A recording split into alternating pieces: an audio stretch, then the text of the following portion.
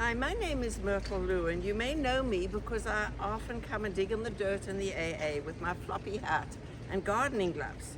As I've listened to the videos over the past several weeks, the theme of sweetness in community has resonated deeply with me. Reflecting on my time at the AA, about a decade, I found myself asking, how did this start and what keeps me engaged?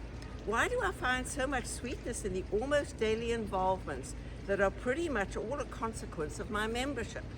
For many years, as a professor at Agnes Scott College, I had become more and more caught up in the ideas that we now call sustainability. It's also been working as a volunteer with Trees Atlanta, planting trees in public space. And during the 80s and 90s, I had been working as a tutor with Women's American Art, teaching English to refugees, mostly Jewish, from the former Soviet Union.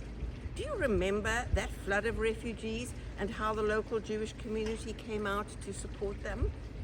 I'd also been reading extensively in Jewish sources, learning about the deep roots of environmentalism within Jewish thought. I began to understand how deeply Jewish ideas are embedded in environmental justice issues and how much was going on within the American Jewish community on this front. I joined the AA.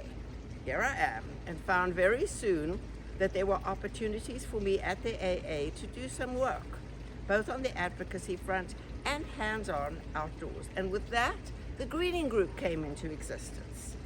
As I moved into retirement and lost the daily company of my academic colleagues, the contacts and friends I made at the AA took on an increased importance. Today, my best and closest friends are people I have met at the AA through this work. How about that for sweetness? My greening work, mostly solo on weekday mornings, might seem quite lonely. It's a good space for meditation and reflection. I love the feeling that spaces where we work are slowly transformed and then nature takes over and stuff just grows. Here's an example. You may have noticed an expansive splash of color in front of the fountains in the central quad. Well, all these flowers, mostly begonias, were planted by Ahavath kids. That's from our Ahavath preschool, with their little hands last April, about 6 months ago. And as they planted, with me trying to manage the chaos of the moment, they searched for squiggly worms with such excitement. How's that for sweetness? About 5 years ago, the Ahavath Achim Refugee Initiative, AARI, or ARI, came into being. ARI was our response to the ever-increasing number of refugees streaming into Atlanta. We've been able to work mostly through English ESL programming with newcomers from countries as widespread as Nepal, Syria, the Congo, Sudan, and now Afghanistan.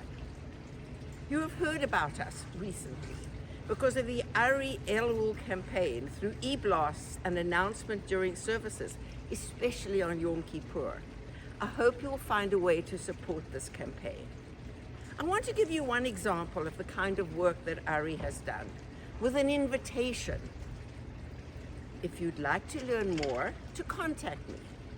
Several months ago, through a refugee agency called New American Pathways, we had an opportunity to set up an apartment for newly arrived Afghanis.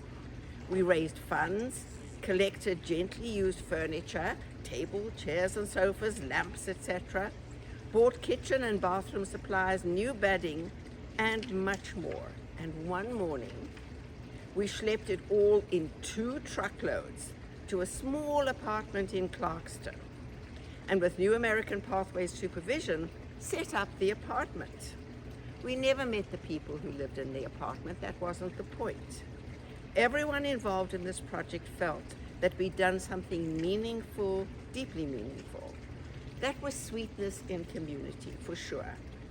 And we also had a glimpse of how much work like this is needed. So please, if anything I've said resonates with you, know that the AA has many social action opportunities for you.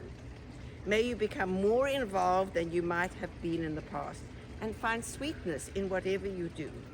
This has been a huge part of my spiritual journey, for which I am filled with gratitude. Thank you for listening.